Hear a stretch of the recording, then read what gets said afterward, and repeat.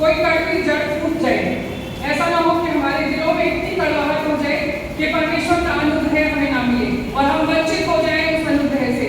इसलिए सारी कड़वाहट को मिटाकर परमेश्वर में चलो और उसके द्वारा जो भी है वो लोग जो है वो बचाए जाए। अपने आप को अशुद्ध ना करो, क्योंकि ये परमेश्वर की इच्छा है। परमेश्वर चाहता है कि हम प्रेम, दया और क्षमा में चले। माफ करना आसान तो नहीं है, लेकिन हमें माफ करना है, क्योंकि बाइबल हमें ऐसा सिखाती है। तो उसकी आज्ञाओं को भी मानना है और परमेश्वर की आज्ञाओं में चलना है चाहिए, क्योंकि ये वचन सिखाता है आत्मा के 9 फल हमें परमेश्वर ने दिए। किस किस को पता है कि आत्मा के 9 फल हमें परमेश्वर ने दिए? वचन में लिखा है। क्या है, कोई बता सकते हैं आत्मा के 9 फल? तो आप बताओ।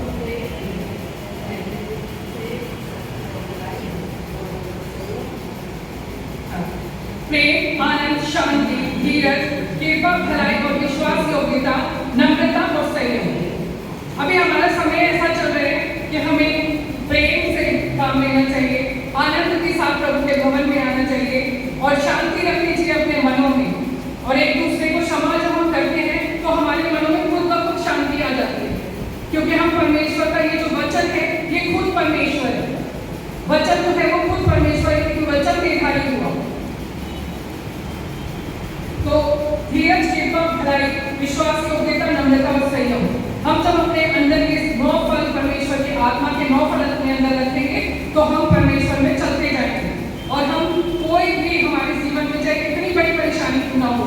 अभी भी हमारे जीवन में जैसे हम देखते हैं कि चर्च में हम कितने परेशान हैं, लेकिन अगर हम सच्चे हैं और परमेश्वर में चल रहे हैं सच्चाई के साथ, क्योंकि बहुत कम लोग होते हैं, जैसे अभी टोनी ने बताया कि सच्चाई के साथ बहुत कम लोग होते हैं। और जब यहाँ पर अभी जितने भी लोग हम बैठे हैं सब चुने हुए हैं, क्योंकि हम बड़े संयम के साथ चल रहे हैं और बड़े विश्वास के साथ चल रहे हैं, क्योंकि प्रभु ने हमें ये समय दिया है। और ये समय जो प्रभु ने हमें दिया है तो हम विश्वास के साथ उससे मांगे, क्योंकि हमें अधिकार है। उसने हमें अपनी संतान होने का अधिकार दिया है, क्योंकि हम उसकी संतान हैं, ज्योति की संतान है। परमेश्वर खुद एक ज्योति है और हम ज्योति के संतान हैं।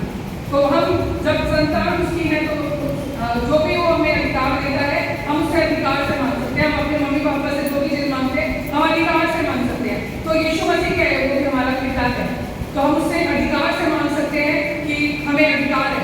कोई भी चीज हमें चाहिए तो हम अपने पिता के सम्मुख रखेंगे तो वो हमें देगा। तो माफ करने के लिए बाइबल हमें बताती है कि हमें क्या करना चाहिए। अगर हम किसी को माफ नहीं कर पा रहे हैं तो हमें क्या करना चाहिए? सबसे पहले प्रार्थना करनी चाहिए।